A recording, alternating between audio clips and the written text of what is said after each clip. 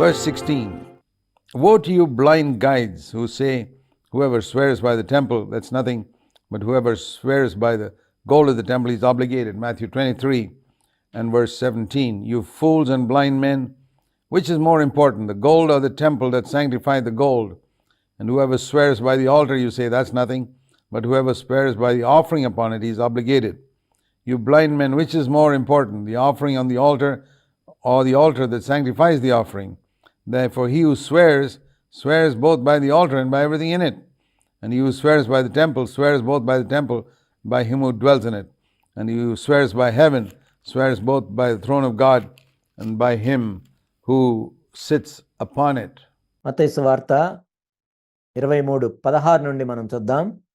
అయ్యో అందులైన మార్గదర్శకులారా, ఒకడు దేవాలయం తోడని ఒట్టు పెట్టుకుంటే అందులో ఏమీ లేదు, కానీ దేవాలయంలోని బంగారం తోడని ఒట్టు పెట్టుకుంటే వాడు దానికి బద్ధుడని మీరు చెప్పుదురు. అవివేకులారా, అందులారా, ఏది గొప్పది? బంగారమా? బంగారమును పరిశుద్ధపరచు దేవాలయమా? మరియు బలిపీఠము తోడని ఒకడు ఒట్టు పెట్టుకుంటే అందులో ఏమీ లేదు, కానీ దానిపైనుండి అర్పణ తోడని ఒట్టు పెట్టుకుంటే దానికి బద్ధుడని మీరు చెప్పుదురు. అవివేకులారా, అందులారా, ఏది గొప్పది? అర్పణమా? అర్పణమును పరిశుద్ధపరచు బలిపీఠమా? బలిపీఠము తోడని ఒట్టు పెట్టుకుని వాడు దాని తోడనియు దాని పైనుండు వాటన్నిటి తోడని ఒట్టు పెట్టుకొనుచున్నాడు. మరియు దేవాలయం తోడని ఒట్టు పెట్టుకుని వాడు దాని తోడనియు అందులో నివసించువాని తోడని ఒట్టు పెట్టుకొనుచున్నాడు. మరియు ఆకాశము తోడని ఒట్టు పెట్టుకుని వాడు దేవుని సింహాసనము తోడనియు దానిపైన కూర్చున్న వాని తోడనియు ఒట్టు పెట్టుకొనుచున్నాడు. So here he's talking about little subtle changes of words and things which are not even mentioned in the law, which the Pharisees made little rules about.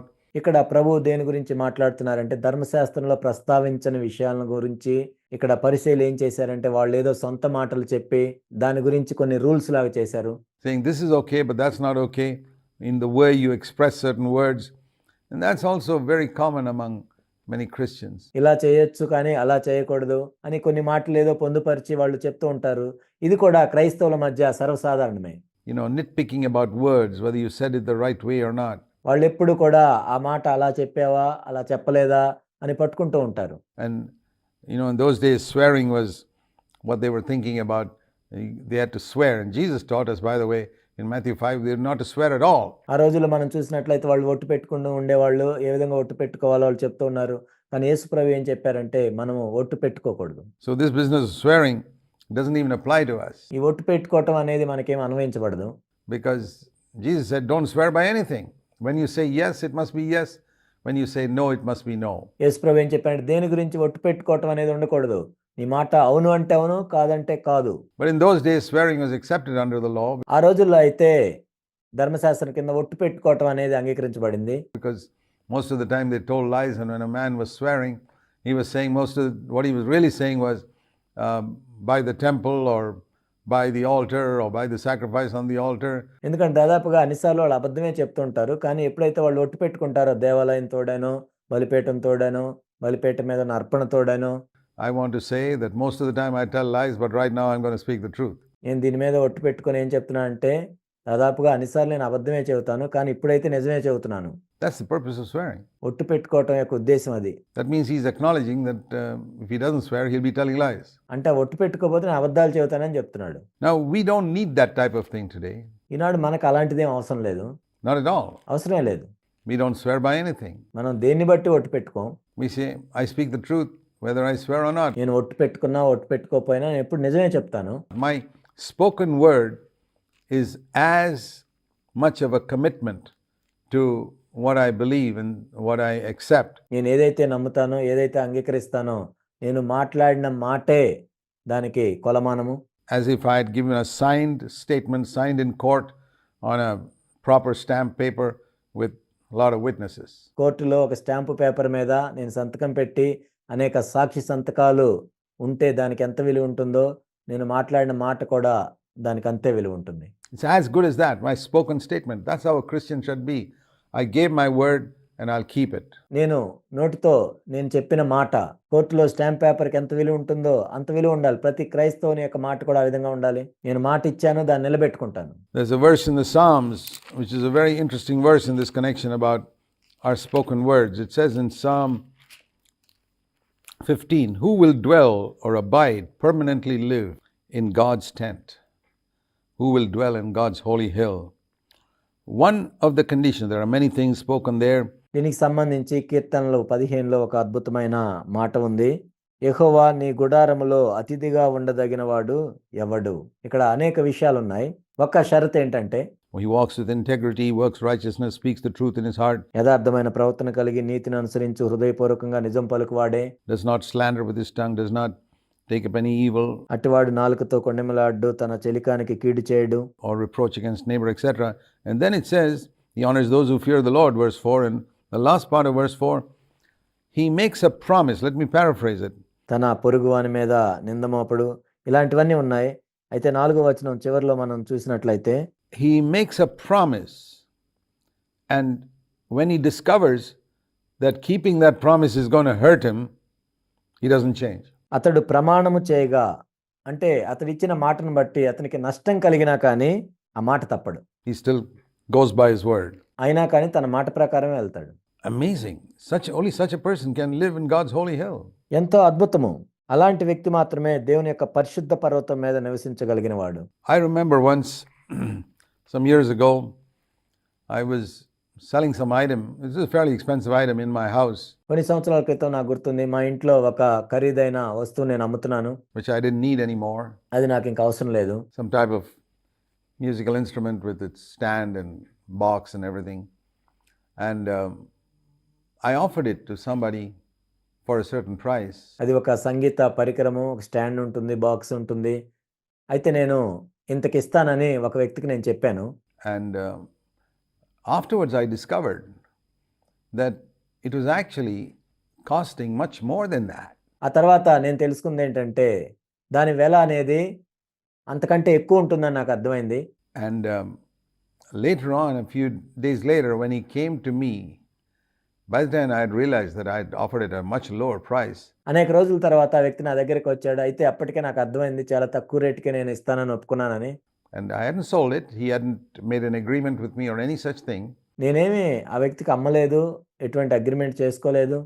And when I discovered that this price was much higher than what I had offered, that I made a ridiculously low offer.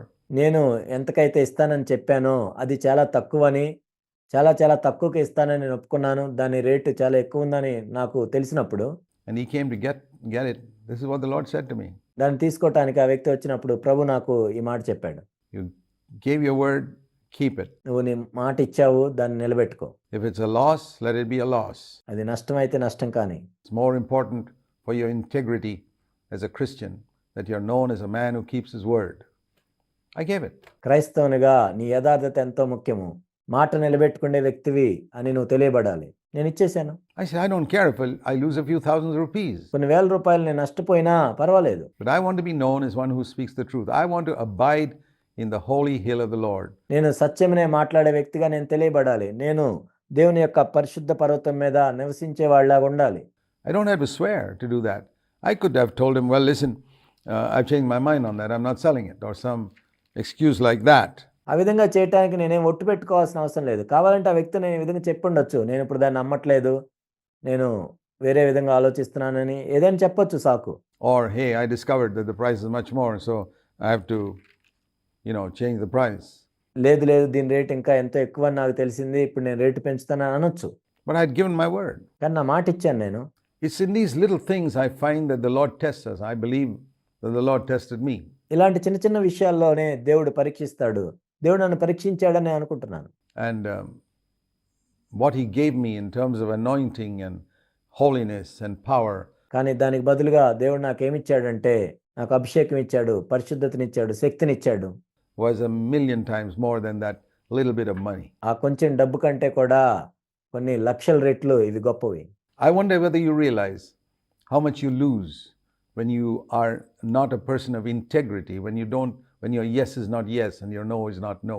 నువ్వు యథార్థంగా లేకుండా, నువ్వు అవునంటే అవునని, కాదంటే కాదని, ఆ విధంగా లేకుండా ఉన్నట్లయితే నువ్వు ఎంత కోల్పోతున్నావో నీకు తెలుసా? When you change your mind just because you feel, hey, I'm going to make a little loss there, I can make a little profit by changing my word. నాకు నష్టం కలుగుతుంది, నా మాట మారిస్తే నాకు కొంచెం లాభం వస్తుంది అని నువ్వు ఉన్నట్లయితే, telling a little lie, I can be more accepted. నేనేదో ఒక చిన్న అబద్ధం చెప్తే నన్ను అంగీకరిస్తారు. There's so much of that in Christendom. క్రైస్తవత్వంలో ఇదంతా ఉంది. And I believe that it's this subtle lying and even among co-workers and all that that makes the Lord take away his anointing from people. నేను చూసింది ఏంటంటే తోటి పని వాళ్ళలో కూడా ఇలా వాళ్ళు కొంచెం కొంచెం అబద్ధాలు చెప్తున్నప్పుడు ప్రభు వాళ్ళ అభిషేకాన్ని కూడా తీసివేస్తాడు. And very often it's not obvious till a long time afterwards that this brother has lost the anointing. అనేక సార్లు ఇది బయటకు కనిపించదు, కానీ అనేక సంవత్సరాల తర్వాత మనం చూసినట్లయితే ఈ సహోదరుడు అభిషేకం కోల్పోయాడు అని అర్థమవుతుంది. And what's the reason? Because in little things he didn't keep his word. ఏంటి దానికి కారణం? చిన్న చిన్న విషయాల్లో తన మాటని నిలబెట్టుకోవటం లేదు. So in this whole section of swearing, where the Lord has used a number of verses, for us in the new covenant, it is your yes must be yes, your no must be no, and when you make a promise, you don't break it. కాబట్టి ఒట్టు పెట్టుకోవటం గురించి ఈ వచనాల్లో యేసుక్రీస్తు ప్రభువారు చెప్పారు. అయితే క్రొత్త నిబంధనలో మనకు ఒట్టు పెట్టుకోవాల్సిన అవసరం లేదు, కానీ మన మాట అవునంటే అవును, కాదంటే కాదని ఉండాలి. నీవు ఒక మాట ఇచ్చినప్పుడు దాన్ని తప్పకూడదు. Now, if you have made a promise, for example, to some cult organization or some satanic organization, ఒకవేళ నువ్వు ఒక తప్పుడు గుంపుకో లేకపోతే సాతాను సంబంధించిన సంస్థలకో నీవు ఒక వాగ్దానం చేసినట్లయితే, when you become a Christian and you discover that was wrong, of course you can break it. నువ్వు క్రైస్తవుడు అయిన తర్వాత అది తప్పు అని నీకు తెలిసిన తర్వాత నువ్వు దాన్ని విడిచిపెట్టొచ్చు. Because there you're trying to be faithful to God. అక్కడ ఏంటంటే దేవుని విషయంలో నమ్మకంగా ఉండటానికి ప్రయత్నం చేస్తున్నావు. I'm talking about examples where you're seeking your own. నేను దేని గురించి చెప్తున్నానంటే నీ సొంత లాభం గురించి నువ్వు ఆలోచిస్తున్నప్పుడు జరిగే వాటి గురించి నేను చెప్తున్నాను. Now, if you break a promise because you are seeking to honor God's word now, నువ్వు దేవుని యొక్క వాక్యాన్ని గణపరచడానికి నువ్వు ఇచ్చిన మాటని నువ్వు తప్పుతున్నట్లయితే, for example, if you were engaged to be married to an unbeliever and you're given a word to someone, I'll marry you, but you're not yet married. ఉదాహరణకి ఒక అవిశ్వాసితో నీకు ఎంగేజ్మెంట్ జరిగింది, వివాహం జరగబోతుంది, వివాహం చేసుకుంటానని నువ్వు మాట ఇచ్చావు, ఇంకా వివాహం జరగలేదు. And then you discover, then you're born again and say you discover, hey, I'm not supposed to marry an unbeliever.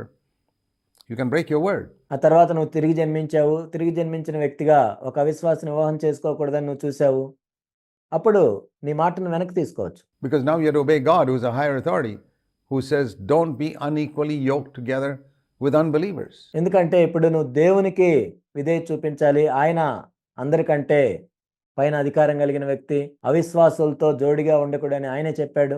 And now you're born again, the situation has changed. ఇప్పుడు నువ్వు తిరిగి జన్మించావు కాబట్టి ఇప్పుడు పరిస్థితి మారిపోయింది. And so therefore you cannot marry, not because you're breaking your word, because you don't want to disobey God. ఇప్పుడు నువ్వు వివాహం చేసుకోవట్లేదు ఆ వ్యక్తిని, ఎందుకంటే నువ్వు చేసుకోవాలనుకోకపోవటం కాదు, ఇప్పుడు దేవుని యొక్క వాక్యానికి నువ్వు విధేయత చూపిస్తున్నావు. That's different, and you can say that plainly. ఇది వేరు, కాబట్టి నువ్వు నేరుగా చెప్పొచ్చు ఈ విషయాన్ని.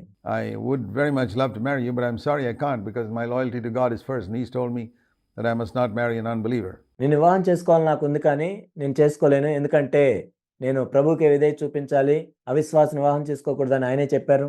So there are situations where we obey a higher authority, and then to break your word because you want to obey God is perfectly okay. కాబట్టి కొన్ని పరిస్థితులు వస్తాయి, నువ్వు పై అధికారానికి నువ్వు లోబడాలనుకుంటున్నావు కాబట్టి, దేవునికి విధేయత చూపించాలనుకుంటున్నావు కాబట్టి, అప్పుడు నీ మాటను వెనక్కి తీసుకోవచ్చు, అది సరైంది. But other than that, situations where you want to break your word because you're going to get more profit or seek your own gain, or అలాంటి పరిస్థితుల్లో కాకుండా నీకు ఇంకా లాభం రావాలని, నీకు ఎక్కడో నష్టం కలుగుతుందని అక్కడ మాట తప్పకూడదు. get some position or something like that, that's completely wrong. లేక నీకేదో అధికారం కావాలనో ఒక స్థానం కావాలనో అబద్ధం చెప్పటం, అవన్నీ కూడా తప్పు. It's better to suffer loss. దానికి బదులు నష్టాన్ని అనుభవించడం మంచిది.